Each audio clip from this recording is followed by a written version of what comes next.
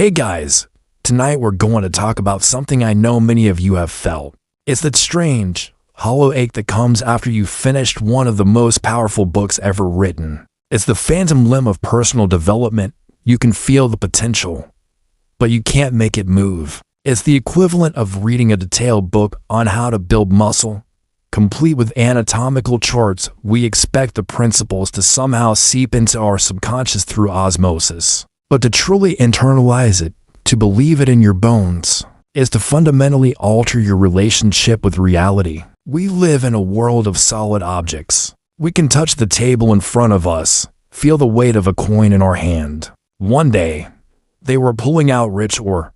The next, their drill bit hit nothing but rock. They drilled on, deeper and deeper, chasing a ghost. The elation they had felt curdled into frantic anxiety, then into frustration, and finally, into cold, hard despair. Their dream had disappeared. They had hit the end of the rainbow and found nothing. They had come so far, tasted success so vividly, and now it was all gone. What do you do in that moment? What does a reasonable person do? They did what most of us would have done. They quit. They told themselves they had made a mistake, that the vein was a fluke. They sold their sophisticated drilling machinery to a local junk man for a few $100s and took the train back home, their hearts heavy with the bitter taste of failure. They had a tangible thought: the gold is gone, and they acted on it decisively.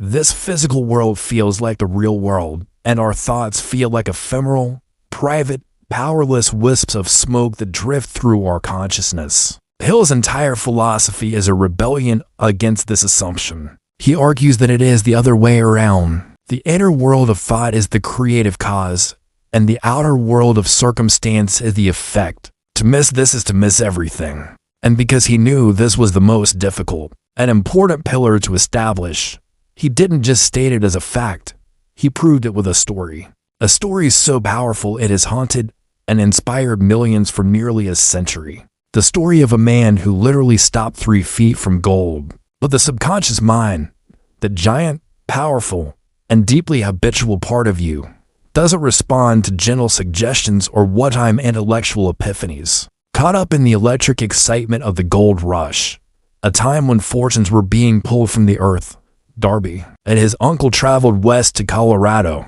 determined to dig their way to wealth. Their desire was not a casual wish.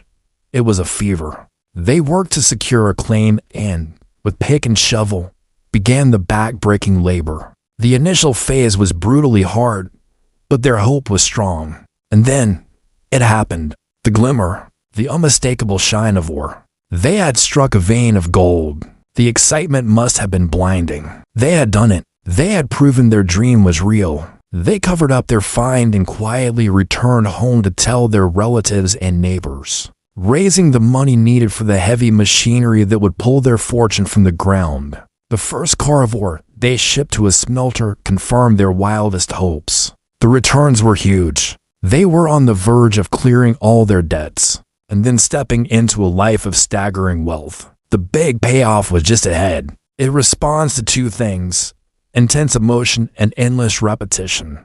It's the gatekeeper to your reality, and it is stubbornly resistant to change. When you finish the book, your conscious mind might be fired up, but your subconscious programming remains the same. It's still running the old software of doubt, fear, and limitation. It hears the new, exciting commands from your conscious mind as faint, temporary noise. To get its attention, to force a software update, you can't just talk to it. You have to shout, not with your voice, but with your focus, with your feelings, and with your daily rituals. This is the work. This is the next step that separates the dreamers from the doers. It's the decision to move from being a passive reader to an active creator. The book gave you the ingredients. Now, you have to enter the kitchen and begin the messy, challenging, and ultimately life-altering process of cooking. And the very first ingredient, the one we must understand before all others, is the flour that makes up the entire cake. It's the foundational substance of reality that Hill builds his entire philosophy upon. It is the simple, yet world-shattering idea that he spends the entire first chapter trying to hammer home An idea is so profound that most of us read it, nod, and completely fail to grasp its true implications. Before you can think and grow rich, you must first accept, on the deepest possible level, that your thoughts are tangible, powerful, and creative things, and dietary plans, and then expecting to wake up stronger the next day. The knowledge is useless until it is embodied through action. The bridge from reading to riches isn't built with good intentions. It's built with deliberate, consistent, and emotionally charged practice. The secret that Hill alludes to throughout the book isn't a single magic word or a hidden chapter. The secret is the process itself. It has the synergistic effect of taking each of his 13 principles off the page and weaving them into the fabric of your daily existence until they are no longer things you do, but a part of who you are. You stop thinking about having a burning desire and you start feeling it in your very cells. An obsession that wakes you up in the morning and keeps you focused throughout the day. You stop agreeing that faith is important and you start acting with unwavering certainty, even when there is no evidence to support it. Why? Because we treat Think and Grow Rich like a book. We read it from cover to cover. We highlight the passages that resonate. We nod in vigorous agreement with the principles of desire, faith, and persistence. We give it our intellectual assent. We say, yes, of course, a burning desire is the starting point of all achievement. We agree that a mastermind alliance would be powerful. We concede that fear holds us back. We understand it all, up here, in the logical, analytical part of our brain. But understanding is not enough. Intellectual agreement is not transformation. Napoleon Hill did not write a novel to be enjoyed or a textbook to be memorized. He wrote an operating manual for the most complex and powerful machine in the universe, the human mind. And you cannot change the fundamental programming of a supercomputer by simply reading its manual once. You have to run the programs. You have to input the commands. You have to do the work. You close the final page of Napoleon Hill's Think and Grow Rich, and there's a fire in your belly. The world feels different. You see possibilities everywhere. You hold in your hands what feels like a secret map, a blueprint to a kingdom of your own making. You tell yourself, this is it. This changes everything. And then nothing. A week goes by, a month. The fire dwindles to a warm ember, and then to cold ash. The book starts to gather a thin layer of dust on your nightstand, a silent monument to a revolution that never began. You read the words, you understood the concepts, but you're still standing on the same side of the canyon, staring at the life you want with no bridge in sight. Tonight, we're not just going to talk about that canyon. We're going to build the bridge, because you haven't failed. You haven't missed the point. You just weren't told the very first, most critical step to take after you close the book. This is the next step. This experience, this great disconnect between inspiration and transformation is almost universal. The first and most catastrophic mistake we make is believing that reading about the principles is the same as applying them. This is where most of us stumble and fall. We are waiting for a lightning bolt of motivation to strike us after we finish reading. To say that thoughts are things sounds like a pleasant platitude, a nice line for a coffee mug. This man was R.U. Darby, and then, just as suddenly as it appeared, the vein of gold vanished. It was as if the earth had played a cruel trick on them. But the story doesn't end there. The junk man, the one who bought the machinery for a pittance, was not a miner, but he was a man of thought. He looked at the machinery, he looked at the hole in the ground, and a different kind of thought entered his mind. What if they were wrong? Napoleon Hill chose his words with the precision of a surgeon. He didn't say a strong preference or a nice goal to have. He said a burning desire. This wasn't a casual wish. This was a command he gave to himself, and announces that he has come to go into business with him. Not for him, but with him. Edison, in his memoirs, said that he was struck not by the man's clothes, but by the expression on his face. He saw something in Barnes's eyes that communicated he was a man who would not be denied, a man who always got what he went after. Edison was a master of reading men. He saw the fire. He couldn't give Barnes the partnership he demanded on the spot. That wasn't how the world worked. But he saw enough to give him an opportunity, a chance to prove himself. He offered Barnes a menial job in the laboratory for very nominal wages. Most people with grand ambitions would have seen this as an insult. They came to be a partner, and they were offered a job sweeping floors. But Barnes didn't see it that way. His burning desire gave him a different lens. He saw the menial job not as a demotion, but as the priceless opportunity to get his foot in the door. He was in the orbit of the great man. He could observe. He could learn. He could wait for his chance. He had one singular aim, and every action was judged by one criterion. Does this move me closer to my partnership with Thomas Edison? The idea was, on its face, absurd. Barnes had massive problems. First, he didn't know Edison. Second, he didn't have the money to pay for a train ticket to East Orange, New Jersey. From a realistic standpoint, his ambition was dead on arrival. A lesser man, a man with a mere wish, would have given up right there. He would have written a letter that Edison would never have read. He would have told himself it was a silly dream. But Barnes had a burning desire. The obstacles were irrelevant details to be managed, not barriers to be respected. He did not say, "I will try to find a way to get there someday."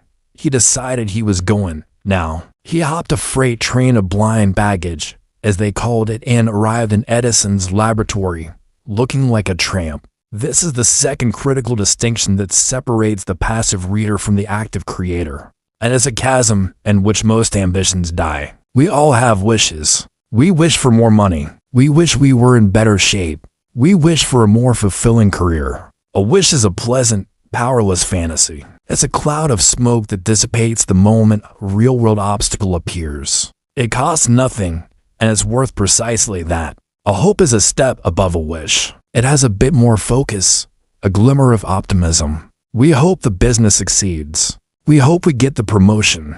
But hope is still passive. It's a bystander's emotion, waiting for external conditions to align in its favor. A desire is stronger still. It's a focused one. But even desire can be fickle. It can be loud one day and silent the next. What Hill is demanding is something on an entirely different plane of existence. A burning desire is a wish that has been transformed into a white-hot obsession. What if they just didn't know enough? Instead of relying on his own limited knowledge, he took a crucial step, and then supercharged with so much emotional energy that it becomes the dominant, organizing principle of your entire life. It's not just something you think about. It's something that thinks through you. It dictates what you see, what you hear, and what you focus on. It is the first thing on your mind when you wake up and the last thing you ponder as you fall asleep. It influences your decisions, colors your conversations, and provides the fuel to push through exhaustion,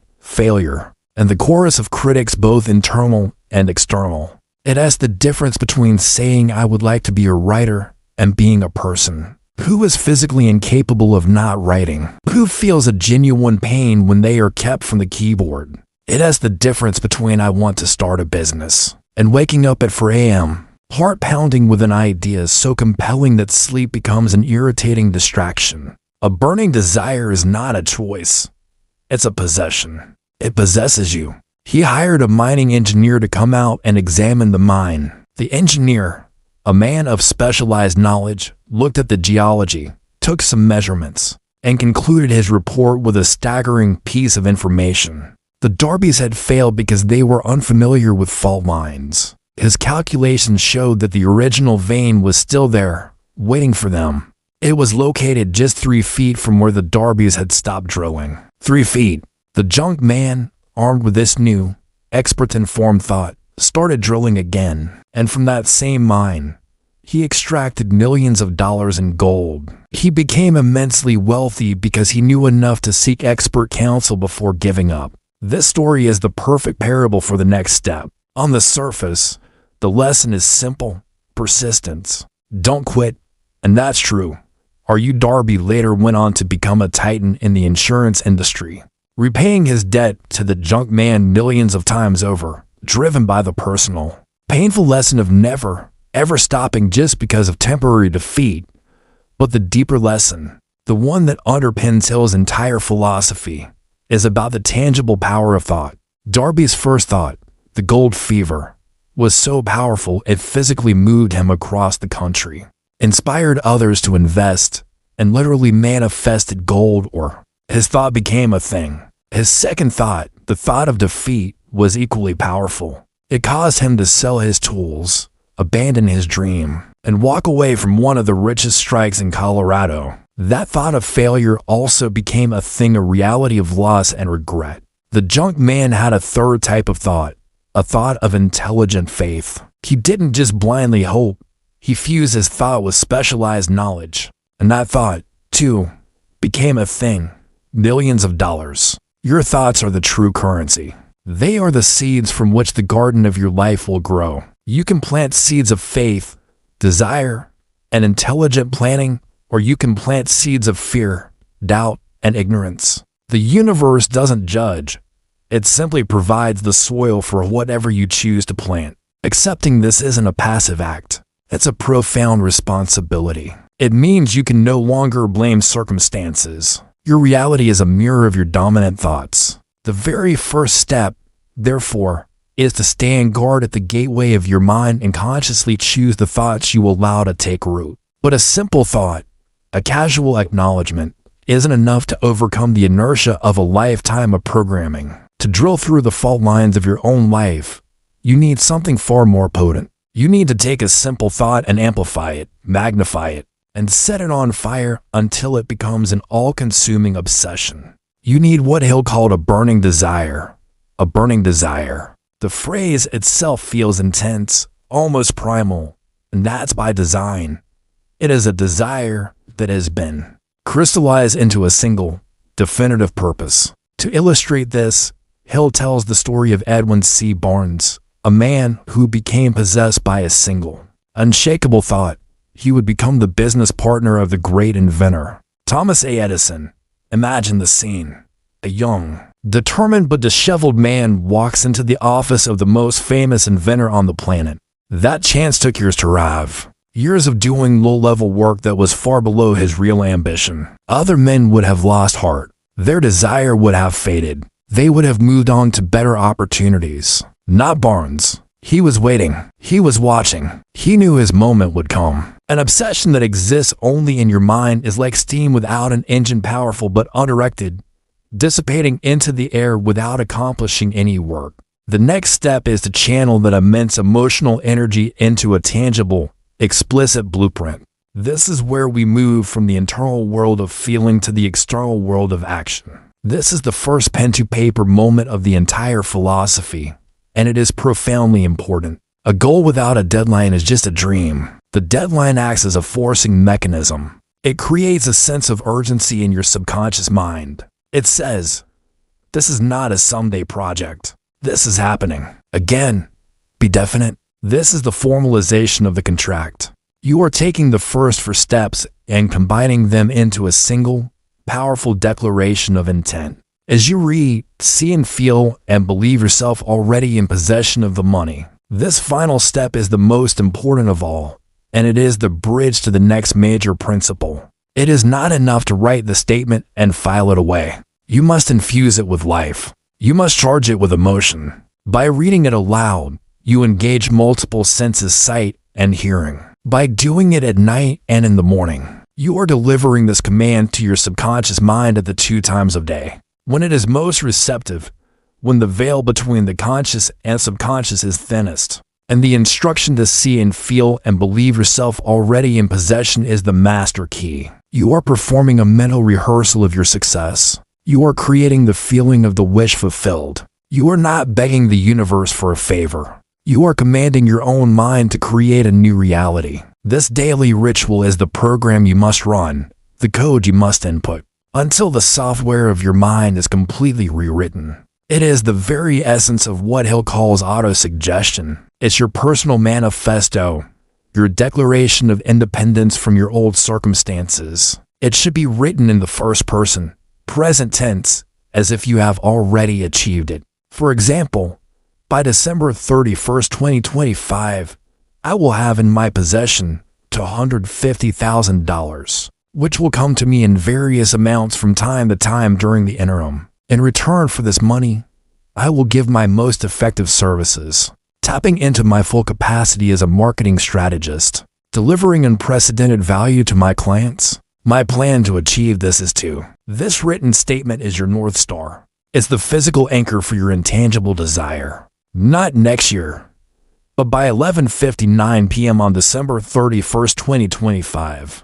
This definite date transforms a passive hope into an active mission with a countdown clock. It forces your mind to start working now, to start calculating backwards from the deadline and figuring out the necessary steps. Without a date, procrastination is guaranteed. With a date, action becomes a necessity. Napoleon Hill provides an exact 6-step formula for this. This is the call to immediate action. You don't need a perfect plan. A good plan violently executed now is better than a perfect plan next week.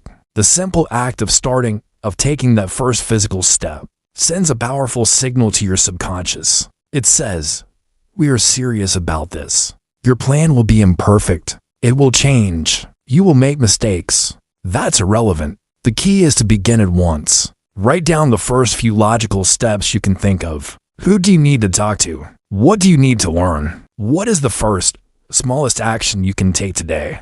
Then do it. Action builds momentum, and momentum is what will carry you through the inevitable periods of doubt. Many people read this section of the book, not at its simplicity, and then completely fail to do it. They see it as a mere goal-setting exercise, something they already know how to do. This is a critical mistake. This is not a to-do list. This is not a set of New Year's resolutions. This is the act of writing a binding contract between your conscious mind and your powerful, non-rational subconscious mind. Every element of this 6-step formula is designed with psychological precision to communicate your intention in the only language your subconscious truly understands, the language of clarity, conviction, and emotion. It finally did with a new invention of Edison's, a dictating machine later called the Ediphone. Edison's salesmen were not enthusiastic about it. They didn't believe they could sell it easily. Not a lot of money, not enough to be comfortable. Their lack of belief was a form of negative desire. Barnes saw his opening. He knew the machine. He believed in it because he believed in Edison. He went to Edison and told him he could sell it. He laid out a plan. It was his moment, the one he had been mentally and physically preparing for years. Edison gave him a contract, and Barnes sold the Ediphone so successfully, so tenaciously, that his success became legendary. He made a fortune for himself and for Edison. Out of that success grew a slogan that was known throughout the business world, made by Edison and installed by Barnes. Edwin C. Barnes had started by riding a freight train, fueled by nothing but an idea, and ended up becoming the exclusive distributor and business partner of the world's greatest inventor. He literally fought his way into partnership with Thomas Edison. That is the power of a burning desire. It is the engine that drives the entire process. Without it, the other steps are just empty mechanics. So the question you must ask yourself now, the first real task after closing the book, is not what do I want? The question is, what am I willing to become obsessed with? What goal can I choose that is so compelling, so meaningful, that it will ignite a fire within me that no amount of hardship, delay, or failure can ever extinguish? Because once you have that fire, your next step is to give it a voice. You must take this intangible, emotional energy and forge it into a concrete declaration. You must write your contract with success. Once the fire of a burning desire has been ignited, you must give it form. Let's break down the 6 steps, not as a friendly suggestion from Hill, but as the unbreakable terms of your new contract with your future self. Step 1. Fix in your mind the exact amount of money you desire. Notice the word exact. Step 2. Determine exactly what you intend to give in return for the money you desire. This is the step that shatters the childish fantasy of getting something for nothing. This is the payment clause of your contract. The universe does not deal in charity. It deals in exchange. What are you willing to give? Your time, your ideas, your specialized skill, a new product, a better service? Be as definite in this as you were with the amount of money. I will give my most efficient service as a master salesman. I will give 10 hours a day of focused effort to build my software company. I will create the most helpful YouTube channel on ancient history. This step grounds your desire in reality. It transforms you from a passive wisher into an active value creator. It answers the fundamental economic question: why do you deserve to be paid? Step 3.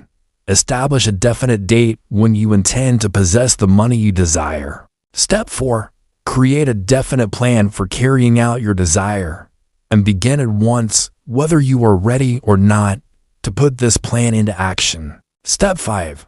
Write out a clear, concise statement of the amount of money you intend to acquire. Name the time limit for its acquisition. State what you intend to give in return for the money, and describe clearly the plan through which you intend to accumulate it. Step 6. Read your written statement aloud, twice daily, once just before retiring at night, and once after rising in the morning. Imagine the conversations around those campfires. Henry Ford, struggling with a production bottleneck, could tap into the inventive genius of Edison, who might see the problem from a completely novel mechanical perspective. Harvey Firestone, contemplating the future of rubber, could gain invaluable insight from Ford, his largest customer, about the future demands of the auto industry. The consistency is key to building the mental energy and trust required for true synergy. But if you fail to conquer the enemy within, you will still be paralyzed. It's the insidious, chronic anxiety about money that plagues so many. It's the voice that makes you choose the safe but soul-crushing job over the risky but passionate venture. It manifests as hypochondria, but its more subtle effect is to provide a constant excuse for inaction. I don't have the energy. I'm too tired to work on my plan today. This is the fear that it's too late. I'm too old to start a business. My best years are behind me. This ghost tells you that your time for great achievement has passed. It creates a sense of hopelessness and resignation. The most powerful weapon against this ghost is a definite purpose. Colonel Sanders started KFC in his 60s. Hill himself was well into middle age when Think and Grow Rich was published. Your mind has no age limit. Experience and wisdom, the fruits of age, are actually incredible assets. You must reframe your perspective and see your age not as a liability, but as a platform of accumulated knowledge from which to launch your greatest work. It saps your vitality with imagined symptoms and anxieties about the future. While taking care of your physical health is vital, this ghost uses the concern as a shield for procrastination. The antidote is to take control. Develop healthy habits not out of fear, but as a strategy for creating the physical energy needed to pursue your desire. Focus your mind on vitality and strength, not on every minor ache and pain. Refuse to allow the fear of future illness to steal the power of your present moment. It's the fear of bills, of unexpected expenses, of not having enough. This ghost breeds indecision, doubt, and worry. It's the fear that your ambition, your long hours, and your intense focus will cause your partner, family, or friends to leave you. It can manifest as jealousy and suspicion. It can cause you to sabotage your own success to avoid threatening a key relationship. The way to defeat this ghost is through open communication and by integrating your loved ones into your vision. Show them how the achievement of your definite purpose will benefit everyone. A partner who truly loves you will not be threatened by your ambition. They will be inspired by it. This fear often preys on insecurity, and the true solution lies in building relationships based on mutual support for each other's growth, not on a fear of being left behind. It makes you procrastinate on your definite plan because taking a risk feels dangerous. It whispers that your desire for wealth is greedy or unrealistic. To fight this ghost, you must consciously embrace an abundance consciousness. You must use your written statement and your auto-suggestion practice to saturate your mind with thoughts of prosperity, to focus on the value you are giving, not the money you are lacking. You must replace the thought, "What if I lose everything?" with the command, "I am a creator of value, and wealth is the natural byproduct."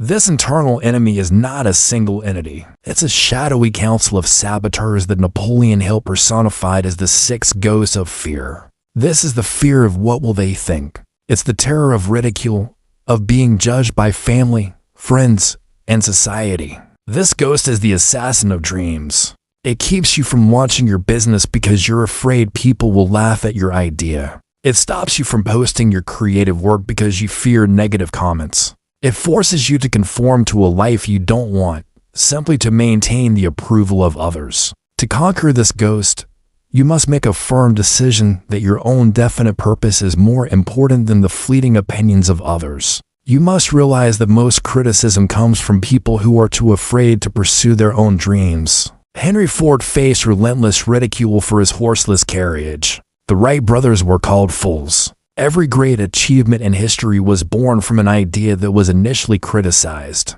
You must harden yourself to criticism, accept that it is the price of ambition, and value the counsel of your mastermind far above the chatter of the crowd. Taking the next step requires you to stop treating these fears as vague, unpleasant feelings and start treating them as active, intelligent adversaries that must be identified, confronted, and systematically dismantled. They are the primary reason why knowledge doesn't translate into action. They are the unseen friction that slows momentum to a halt. They are the voices that whisper, "You can't, you're not good enough, and what if you fail?" And we listen to them as if they are telling the truth. Hill's genius was in giving them names, dragging them out of the murky depths of our subconscious and into the light so we could see them for what they are: mere phantoms, mental constructs with no real power other than what we give them. And finally, and most importantly, enforce a non-negotiable rule of perfect harmony. All discussions must be conducted with open-mindedness and mutual respect. Ego and criticism must be left at the door. The moment discord or envy enters the group, the third mind vanishes, and the mastermind dissolves into a mere committee. Building this group is one of the most proactive and powerful steps you can take. It will protect you from your own blind spots, provide you with fresh perspectives when you are stuck, and lend you strength when your own faith wavers. But even with the support of a powerful mastermind, there is still one more set of adversaries you must conquer. These enemies are not external. They are not competitors or market conditions. They are the silent saboteurs that live within your own mind, the ghosts that have been derailing your success your entire life. Facing them is the next, non-negotiable step on the path. Edison, in turn, could draw upon Ford's mastery of mass production and Firestone's knowledge of raw materials for his own myriad projects. They were not just sharing information, they were blending their mental energies. Ford's relentless drive for efficiency, Edison's boundless creativity, and Firestone's strategic business acumen, all of these were thrown into a single pot. The ideas that emerged from these sessions were undoubtedly more potent, more fully formed, and more powerful than any one of them could have generated alone. They were drawing from the third mind that Hill described. They maintained perfect harmony, driven by mutual respect and a shared purpose of industrial innovation. Their alliance created an unstoppable force that shaped the modern world. So how do you, in your own life, create this powerful alliance? The next step is not just to wish for one, but to deliberately and strategically build one. First, decide on your definite purpose. What is the single goal you need help with? Your mastermind must be formed around a shared objective. Second, choose the members carefully. Hill warns that this is not a numbers game. A group of 2 in perfect harmony is infinitely more powerful than a group of 10 filled with discord. Look for people who share your general values and work ethic, but who possess knowledge, experience, or skills that you lack. If you are a great creative, find someone who understands finance. If you are an engineer, find someone who is a master of sales. You are looking for harmonious, supplementary talents. Third, establish a clear benefit for all members. The alliance must be based on mutual advantage. How will you contribute to their success? The relationship must be reciprocal. You must be willing to give your full effort and knowledge to help them achieve their goals, just as you expect them to help you. Fourth, set a regular meeting schedule and stick to it. Once a week, once every 2 weeks. You can have the most fervent desire, a perfectly crafted plan, a diligent auto-suggestion practice, and the support of a brilliant mastermind. The first, and most common, is the ghost of the fear of poverty. This is not just the fear of being destitute. The second adversary is the ghost of the fear of criticism. The third is the ghost of the fear of ill health. This is the deep-seated worry about sickness and aging. The fourth is the ghost of the fear of loss of love. This fear can be incredibly subtle and powerful. The fifth is the ghost of the fear of old age.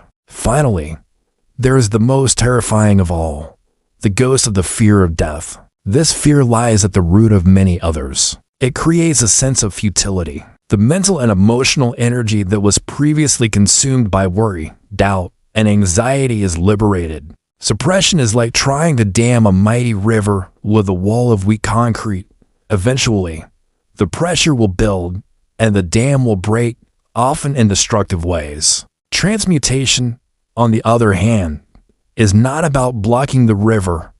It's about building hydroelectric turbines. It is a more subtle art, a discipline cultivated over time. It begins with the foundation of a burning desire. It means avoiding pointless arguments, gossip, and exposure to the cynicism and despair that deaden the creative spirit. And your energy channeled, you now arrive at the crucible where all success is ultimately forged: persistence. This is the next, and often most grueling, step in the journey. It is here, in the long, lonely desert between the start of your plan and its eventual fruition, that the vast majority of people give up and turn back. Persistence is the iron quality of character that separates the master from the amateur. It is not a single act of bravery, but a quiet, stubborn, day in day out habit. It is the decision to continue when every fiber of your being is screaming at you to quit. Hill is unequivocal on this point. Persistence is to your character what carbon is to steel. It is the hardening agent that makes you unbreakable. He also makes a critical distinction. Persistence is not the same as stubbornness. Stubbornness is clinging to a method that isn't working. Persistence is clinging to the vision, to the definite major purpose, while remaining flexible in your methods. It is the unwavering commitment to the destination, combined with the intelligent willingness to change the route when you hit a dead end. It requires you to surround yourself with people, ideas, and environments that stimulate and uplift you, a key function of the mastermind. Without the white-hot, all-consuming obsession, you simply will not have the fuel to continue when you encounter the inevitable temporary defeats. Notice Hill's careful choice of words: temporary defeat, not failure. Failure is an outcome. Temporary defeat is a feedback mechanism, a lesson, a stepping stone. The person who lacks a burning desire experiences a setback and concludes, "I have failed." The person with a burning desire experiences the same setback and concludes, "This approach has failed. What can I learn? What is the next approach?" This subtle shift in perspective is everything. It is the psychological armor that allows you to take the blows of reality without losing your will to fight. Your desire is the why that makes anyhow bearable. It is the practice of becoming the master of your own emotional state, not its victim. You are no longer tossed about by the waves of your feelings. You have become a surfer, riding the crest of those powerful waves toward your chosen destination. This is an advanced concept, and it is the step that separates the merely successful from the true giants of industry and art. The men and women who build empires, create timeless masterpieces, or lead massive movements are invariably individuals of high creative energy. They possess a drive and a stamina that seem almost superhuman. Hill's bold claim is that this is not an accident of birth, but a learnable skill, the skill of harnessing life as most potent force and directing it toward a definite purpose. This constant, directed flow of energy is the fuel for the engine of persistence. Without it, even the best engine will eventually run out of gas when the road gets tough. Your definite major purpose must be so all-consuming that it becomes the primary object of your passion. Your love for your vision, for your mission, must become as powerful as any other desire. When you feel a surge of strong emotion, excitement, passion, even frustration or anger, instead of letting it dissipate or express itself aimlessly, you consciously redirect it toward your work.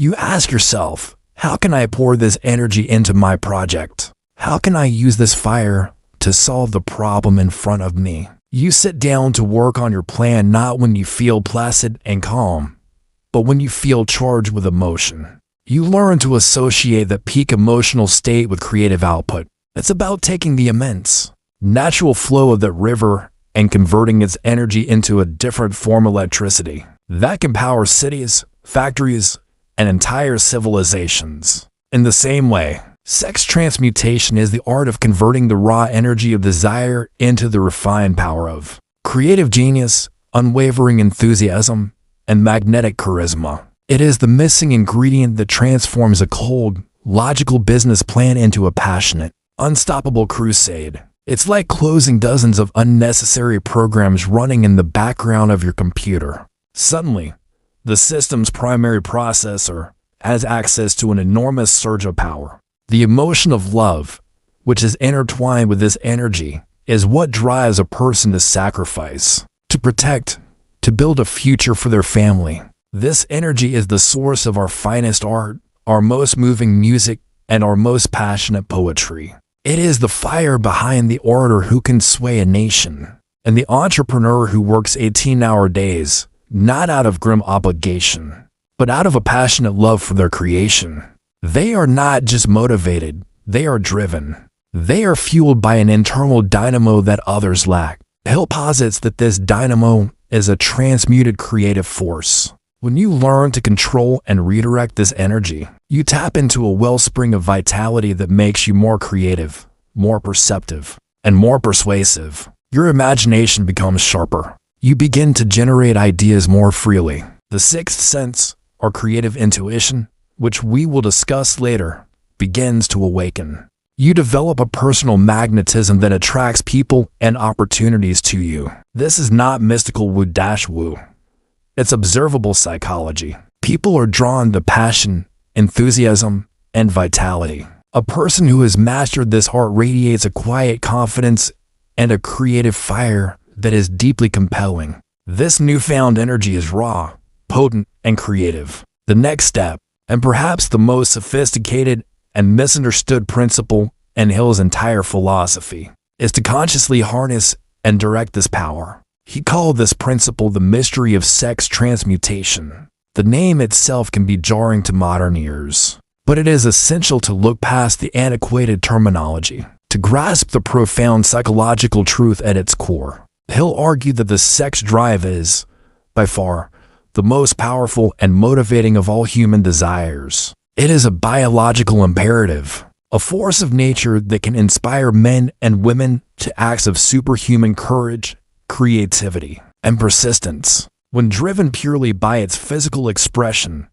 this energy can be fleeting. But Hill observed that the most successful people in history had learned, either consciously or unconsciously, how to redirect this powerful emotional current away from a purely physical outlet and channel it upwards into their creative and professional endeavors. Why bother building anything if it all ends anyway? This deep existential dread can lead to a lack of purpose and a failure to commit to any long-term vision. Hill suggests that the way to manage this ultimate fear is to find a definite purpose so large that it transcends your own life, a legacy to leave behind, a positive impact on the world, a contribution to humanity. By focusing on a purpose greater than yourself, you find a meaning that death cannot erase. Confronting these six ghosts is not a one-time event. It is a daily battle. It is the conscious practice of recognizing which fear is speaking, calling it by its name, and refusing to obey its commands.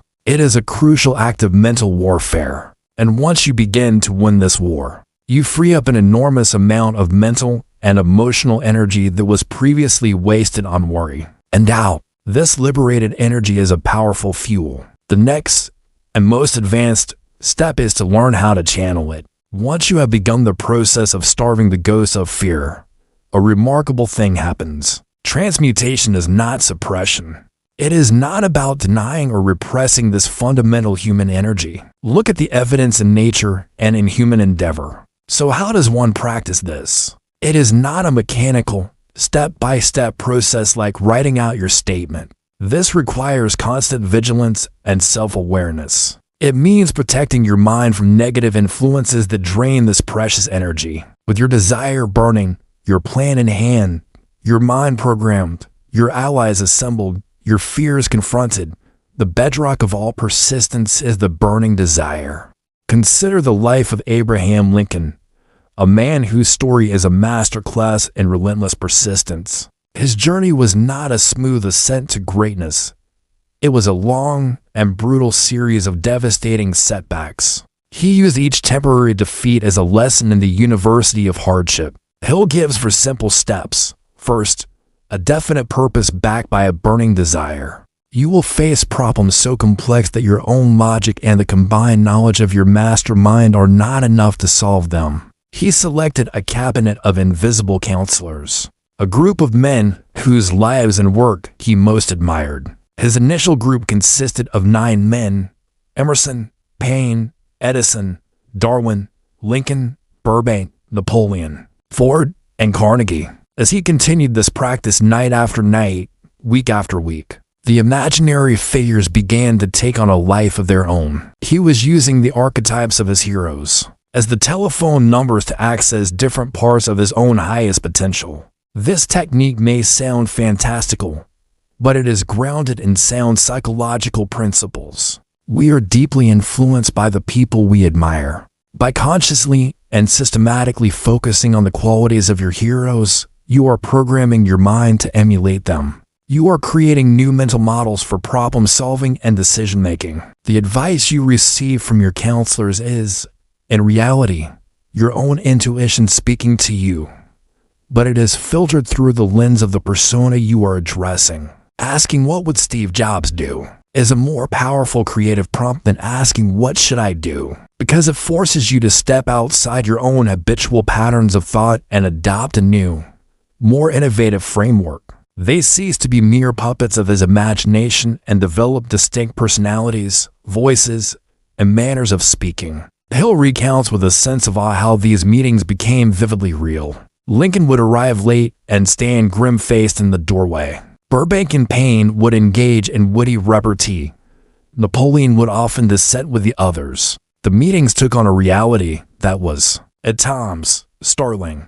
He was no longer just talking to himself. He was receiving what felt like genuine, novel advice from these distinct personalities. He would present his most difficult problems to the council, and after a night of discussion, he would often wake up with a perfect, fully formed solution in his mind, an idea that he felt was far beyond his own normal capacity to create. He chose them for the specific character traits he wished to absorb into his own being. For example, he wanted to acquire the steadfast faith of Emerson, the scientific curiosity of Darwin, the persistence of Lincoln, the constructive genius of Edison, and the organizational mastery of Carnegie. This was his dream team, his ultimate mastermind, unbound by time or space.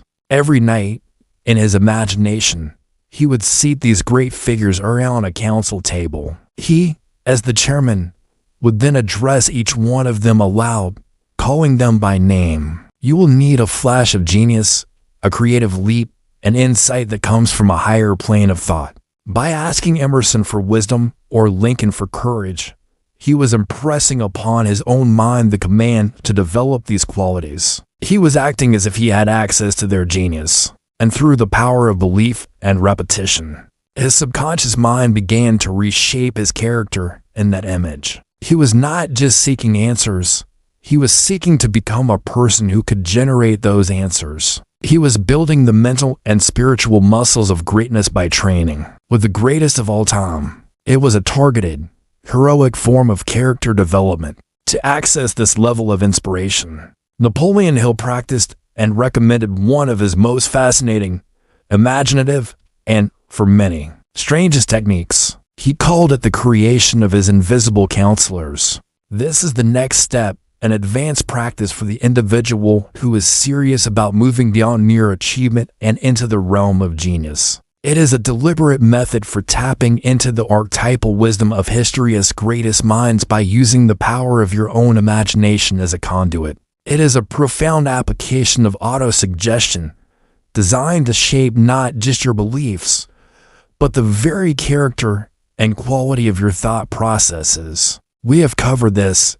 It is the starting point of all persistence. Second, a definite plan expressed in continuous action. You cannot be persistent if you are idle. You must be taking action, however small, every single day toward your goal. Momentum is the lifeblood of persistence. Third, a mind closed tightly against all negative and discouraging influences, including the negative suggestions of relatives, friends, and acquaintances. This is where you must be ruthless in protecting your mental environment. And fourth, a friendly alliance with one or more persons who will encourage you to follow through with both. Plan and purpose the mastermind. Your alliance is your support system. The fellow soldiers in the trench with you who will keep you going when your own strength fails. Following these 4 steps is the next non-negotiable action. It is the conscious choice to become a person who does not quit. But as you persist, as you keep moving forward, you may find yourself in need of guidance beyond your own plan, and even beyond the wisdom of your mastermind. You need to tap into a source of inspiration from the true masters. For this, Hill offered a deeply personal and powerful technique. And so, in 1860, this man, who had known nothing but failure on the national stage, was elected President of the United States. His persistence, built on the foundation of a purpose greater than his own comfort, had finally overcome all resistance. This is the nature of the test. The universe seems to have a way of testing our resolve before it delivers the grand prize. It wants to know if we are truly serious. It throws obstacles, delays, and betrayals in our path. It whispers the suggestion of quitting through the mouths of our friends and the logic of our own minds. And it watches to see what we will do. The person who has cultivated a burning desire, who has a definite plan, who practices auto-suggestion, and who is supported by a mastermind, has built the necessary willpower to pass this test. He failed in business in 1831. He was defeated for the legislature in 1832. His sweetheart and Rutledge died in 1835. Sending him into a period of deep depression that nearly broke him. He had a nervous breakdown in 1836. He was defeated for Speaker in 1838. He was defeated for Elector in 1840. He was defeated for Congress in 1843. He was defeated for the Senate in 1855. He was defeated for Vice President in 1856. He was defeated for the Senate again in 1858. After this long, unbroken string of crushing public and personal defeats, a reasonable person would have quit. The evidence was overwhelming.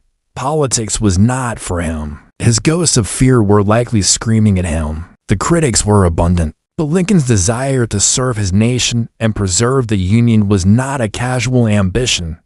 It was a burning, definite purpose that had become the core of his identity. His persistence was not blind. With each defeat, he learned. He honed his speaking skills. He refined his arguments. He deepened his understanding of law and human nature. Persistence is a habit, and like any habit, it can be cultivated. As you relentlessly apply the principle of persistence, you will inevitably reach plateaus. Hill describes how, for many years, he would hold an imaginary council meeting every night just before going to sleep. The purpose of these meetings was twofold. First, he was using auto-suggestion in its most potent form to build these desired character traits into his own subconscious mind. But then, something extraordinary began to happen. He had, through this focused and imaginative practice, created a direct line to his own superconscious mind, the part of us that holds flashes of genius, intuition, and creative insight. This is a step you can take tonight. Who is on your council? Choose them carefully. Select 5 to 10 individuals, living or dead, whom you deeply admire for specific, tangible qualities. A writer might choose Shakespeare for his mastery of language and Hemingway for his discipline. Hill describes it as a natural faculty of the mind that lies dormant in most people, a mental muscle that has atrophied from lack of use. It is a source of warnings that can help you avert danger or avoid making a disastrous mistake. and inspirations that came to him after he had exhausted all logical approaches to a problem. You must create moments of mental silence in your day. A mind that is constantly chattering with worry and analysis cannot hear the subtle whispers of intuition. Practices like the invisible counselor meetings are perfect for this, as they prime the mind for receiving insight. Second, you must learn to pay attention to your feelings. The sixth sense often communicates not in words, but in a felt sense. A feeling of expansion, excitement, and rightness accompanies a positive hunch. A feeling of contraction, dread, or resistance signals a warning. You must become a connoisseur of your own inner states. Third, and most crucially, you must have the courage to act on your intuition, even when it defies logic. This is the ultimate test of faith. When your gut tells you to make the call, make the call. When it warns you to walk away, walk away. Even if you can't logically explain why. He would work relentlessly, gathering all the known facts, experimenting endlessly. You build a track record with your own inner guidance system, making it easier to trust the next time. You've read the book. You've moved beyond passive understanding. You have taken the steps. You have ignited a burning desire, written your contract with success, and used auto-suggestion to plant it deep within your subconscious. You've built a mastermind, faced your fears, channeled your creative energy, and cultivated the iron will of persistence. You've sat in council with the giants of history and have begun to listen to the whispers of your own sixth sense. So what now? What is the real secret, the ultimate next step that Napoleon Hill wanted you to take? The final, profound truth is this: the next step is not a single action. The secret is not a destination. The secret is the cycle. It is the realization that these principles are not a linear checklist to be completed once, but a continuous, integrated system of becoming. The goal was never just to acquire riches. The true goal was always to become the person who is capable of attracting, creating, and sustaining riches as a natural extension of who they are. This is a skill that develops over time, a relationship that you build with the deepest part of yourself. It is the final step that moves you from being a mere manager of your life to being a co-creator with the universe. You are no longer just pushing your plan forward with brute force and persistence. You are now guided by a force that can see around corners, a wisdom that has access to information beyond your five senses. You are now working in harmony with the current of infinite intelligence, and your journey is no longer a struggle, but a dance. And in understanding this, you finally come to understand the real secret of what it means to think and grow rich. And when he hit a wall, he would learn to relax, to nap, and to let his subconscious mind take over. The solution would often come to him in a flash. This is the sixth sense in action. It is the creative collaboration between the conscious mind, which gathers the data and defines the problem, and the superconscious mind, which connects to a vaster field of information to deliver the innovative solution. Your job is not to force these insights, but to create the conditions under which they can arise. You might suddenly feel a deep, inexplicable sense of unease about a person or a contract that, on the surface, looks perfect. The sixth sense is urging you to look closer, to be cautious. Conversely, it provides hunches or flashes of inspiration that guide you toward unforeseen opportunities. An idea for a new product or a new marketing angle might pop into your head fully formed while you are in the shower or on a long walk. These are not random thoughts. They are communications from your highest self, insights delivered from infinite intelligence. The great inventors, artists, and leaders throughout history have all described this phenomenon. They don't claim to have figured everything out logically. They talk about being struck by an idea or following a gut feeling. They learn to trust this inner guidance system. It is the part of your subconscious mind that has a direct link to what he termed infinite intelligence, the great cosmic reservoir of all knowledge, creativity, and truth. Think of it as the pinnacle of a pyramid. The base of the pyramid is your burning desire. The ascending layers are auto-suggestion, planning, the mastermind, and all the other principles. The sixth sense is the capstone, the very peak.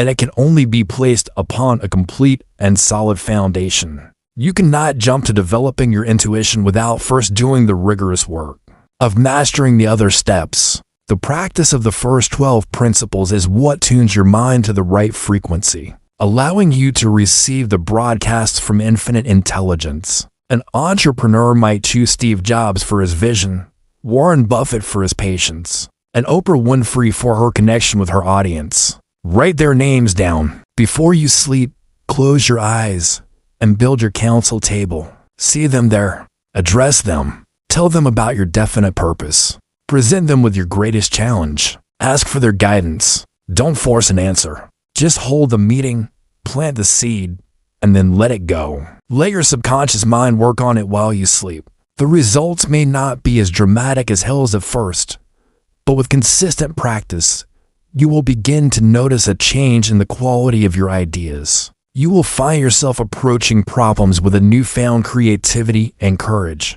You are training your mind to think like a genius. And this consistent practice of desire, autosuggestion, planning, persistence, and invisible counseling is what ultimately opens the door to the final, highest faculty of the mind. It is the culmination of all the other steps, the development of the sixth sense. After you have diligently and consistently practiced all the preceding steps, after your desire has become an obsession, your mind has been reprogrammed through autosuggestion. Your plan is in continuous motion. Your mastermind is in harmonious operation.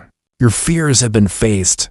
Your energy transmuted. Your persistence has become second nature. And you have sought counsel from the greatest minds. Something magical begins to emerge. You begin to experience moments of profound clarity, flashes of insight that seem to come from out of nowhere. You develop a hunch about a business deal that proves to be uncannily accurate. You wake up in the middle of the night with the perfect solution to a problem that has plagued you for weeks. This is the emergence of what Napoleon Hill calls the sixth sense. It is the apex of his entire philosophy, the ultimate reward for the disciplined application of all the other principles. This is the final and most profound step in your transformation, learning to recognize, trust, and act upon this faculty of creative intuition. The sixth sense is not some supernatural power bestowed upon a chosen few. When this faculty begins to awaken, it acts as your ultimate guardian and guide. Thomas Edison, for example, attributed many of his over 1,000 patents to ideas he received from the little people. His whimsical term for the hunch is, how do you cultivate and recognize it? First, through meditation and quiet contemplation. Each time you trust your intuition and it proves correct, you strengthen the connection. And so, we arrive at the end of our journey, at the final realization that unlocks the entire puzzle. Wealth is a byproduct of a transformed consciousness. It is the effect, not the cause. You do not get rich and then become confident, persistent, and creative. You first become confident, persistent, and creative, and then wealth flows to you as an inevitable result. The entire process Hill lays out as a mechanism for personal evolution. When you achieve your first definite purpose, you do not stop. You immediately use the confidence and skill you've gained to set a new, higher, more ambitious purpose. You rewrite your contract. You refine your mastermind. You continue to stand guard against the ghost of fear, which will reappear in new forms at your new, higher altitude. You keep the wheel turning. You are not building a house that you can finish and walk away from. You are cultivating a garden that requires constant, loving attention for it to flourish and produce its fruit, season after season. The real secret of Think and Grow Rich is hidden in the title itself. It's a verb. It's an active process. Think. It is a command to continuously manage your thoughts, to choose desire over fear, to apply the principles day after day. It is in the continuous act of thinking in the specific, disciplined, creative way that you become rich first in character, in courage, in faith, and in wisdom. And then, as surely as the sun rises in the east, the material riches will follow, not as something you chase, but as something you attract by virtue of the person you have become. Your next step is to embrace the journey, to fall in love with the process, and to start the cycle. Right now, all over again. Each step is designed to remake you from the inside out. The burning desire forces you to find a purpose that gives your life meaning. The auto-suggestion. Practice rewires your fundamental beliefs about yourself and the world. The mastermind forces you to develop harmony and value in your relationships. The confrontation with fear forces you to become courageous. The practice of persistence forges an unbreakable character. The entire system is a wheel, and your job is not to reach the end of the road, but to keep the wheel turning faster and more smoothly for the rest of your life. Think of the story of Darby, the man who stopped 3 feet from gold. The initial lesson was about persistence, but the deeper, lifelong lesson that made him a millionaire insurance salesman was the internalization of the entire cycle. He never again allowed temporary defeat to become failure. He forever understood the need for a burning desire that could withstand setbacks. He learned the critical importance of seeking specialized knowledge like the mining engineer before quitting a real-world mastermind principle. His entire being was transformed by that one painful experience. He didn't just learn a lesson. He became the lesson. This is the ultimate aim. The riches that Edwin C. Barnes acquired were not the true prize. The prize was the person he had to become to get them, a man of unshakable faith, profound patience, and perfect readiness. The partnership with Edison was simply the outward manifestation of his inner transformation. This is why people who win the lottery often end up broke and miserable within a few years. They have acquired the money, the effect, without becoming the person who has the consciousness to handle it. Their internal blueprint is still one of lack, fear, and poor discipline. The external wealth creates a massive conflict with their internal reality, and the subconscious mind, in its drive for consistency, works to sabotage the situation and get rid of the money, to restore inner-outer harmony. Conversely, a self-made millionaire who loses everything often has it all back within a short period. Why? Because they did not lose their most valuable asset, the consciousness they developed. They still have the courage, the discipline, the creativity, and the persistent character that created the wealth in the first place. Rebuilding the fortune is simply a replay of a game they have already mastered. So the next step, and every step after that, is to recommit to the cycle.